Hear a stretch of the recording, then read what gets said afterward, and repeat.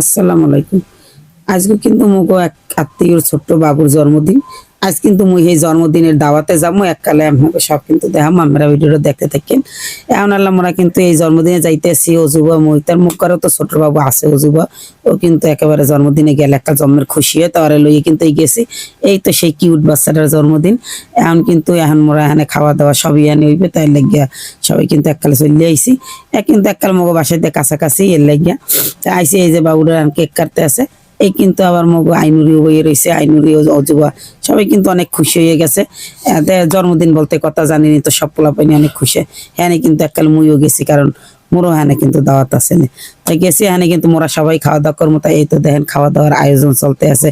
এনে রোস্ট, তারপরে ডিমের রোস্ট সবকিছুই হয়েছিল, পোলাও, কেক, তো সবকিছু মিলাইয়া সবজি টবজি সবাই এখানে খাওয়া দাওয়া করবো, তাই লেগে এখন খাওয়া দাওয়ার আয়োজন চলতে আছে।